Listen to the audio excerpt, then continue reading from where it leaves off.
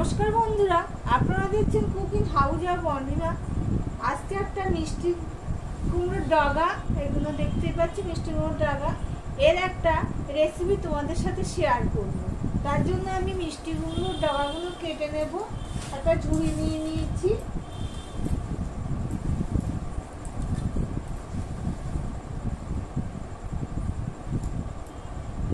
মিষ্টি কুমড়োর ডগাগুলো সব কেটে ধুয়ে নিয়েছি, এই দেখো। তার সাথে আমি আলু আর পেঁপে এখানে নিয়ে নিয়েছি কেটে ধুয়ে, আর নিয়ে নিয়েছি পটল, বরবটি আর মিষ্টি কুমড়ো। এই সবজিগুলো দিয়ে মিষ্টি কুমড়োর ডগা দিয়ে একটা রেসিপি তোমাদের সাথে শেয়ার করছি। তার জন্য আমি তেল দিয়ে দিলাম, অল্প তেল দিলাম। এখন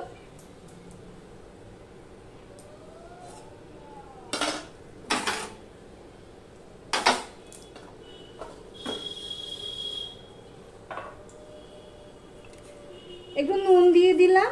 এটা সম্পূর্ণ নিরামিষ একটা রেসিপি করছি। আর একটু হলুদ দিয়ে দিলাম। সবার প্রথমে আমি নুন হলুদ দিয়ে দিই, তেল ছিটে আসে, তাই জন্য নুন হলুদটা দিলে আর তেল ছেটে না, সে যাই করো না কেন। সবার প্রথমে এই শক্ত সবজিগুলো দিয়ে দেব, পেঁপে আর আলু, এগুলো আমি দিয়ে দিলাম।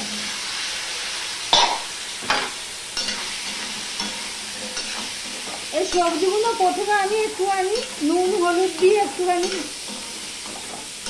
আদা সিদ্ধ মতন করে নেব, তারপরে ফোড়নে দেব। তারপরে পটল দিয়ে দিচ্ছি, এই সবজিগুলো সবই দিয়ে দিচ্ছি।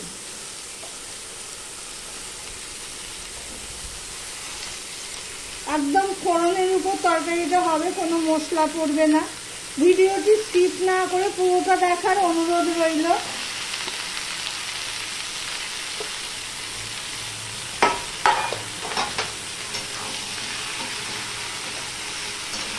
তেল দিয়ে ভালো করে একটু না ভাজা না সিদ্ধ এরকম করবো আগে। এবার ঢাকা দিয়ে দেবো। মিষ্টি কুমড়োর শাকগুলো একটু পরে দেবো। 2 মিনিটের জন্য ঢাকা দিয়ে দিয়েছিলাম। এবার ঢাকা তুলে নেড়ে চেড়ে দিলাম, উল্টে পাল্টে দিলাম সবজিগুলো। এবারে এই মিষ্টি কুমড়োর ডগাগুলো আমি এর মধ্যে দিয়ে দিচ্ছি, ডগা পাতা সমেত।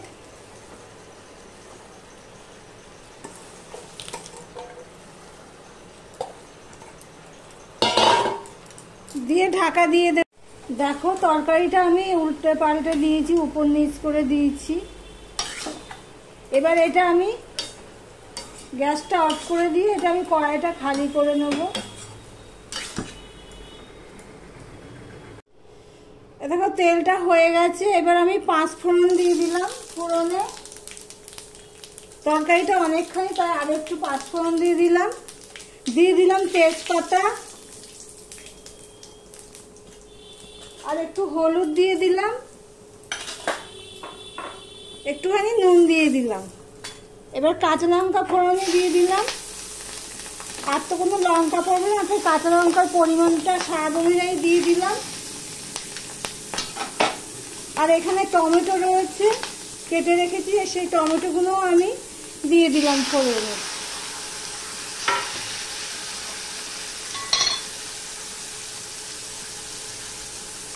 আর একটু আদার পরিমাণটা একটু বেশিই দেব, এই তরকারিতে ভালো লাগে খেতে। 1.5 চামচ একটু বেশি আদা দিয়ে দিলাম। দিয়ে ভালো করে নেড়ে চেড়ে নেব। ফোড়নের গন্ধ বেরিয়ে গেছে।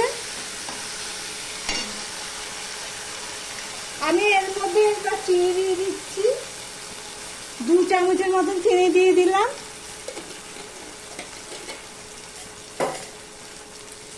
চিনিটা গলে গেছে। এবার আমি সিদ্ধ করা এই সবজিগুলো দিয়ে দেব। আলুটা তো সিদ্ধই হয়ে গেছে। আমার ঘরে যা যা সবজি ছিল সেগুলোই আমি দিচ্ছি। তোমাদের ঘরে যদি আরো সবজি থাকে সেগুলো দিয়ে দিতে পারো, ভালো লাগে। যারা সবজি খেতে পছন্দ করে তাদের কাছে তো এই তরকারিটা খুবই ভালো লাগবে।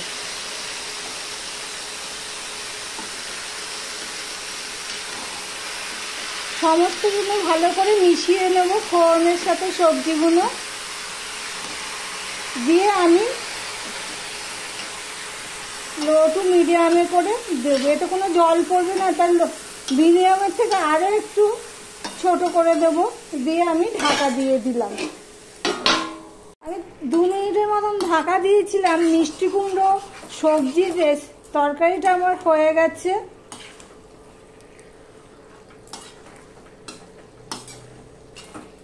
রেডি হয়ে গেছে সার্ভ করার জন্য। এবার নিয়ে নেব। ভিডিওটি এখানেই শেষ করলাম। আবার অন্য কোনো রেসিপি নিয়ে চলে আসবো প্রতিদিনের মতো। আজকের মতন টাটা।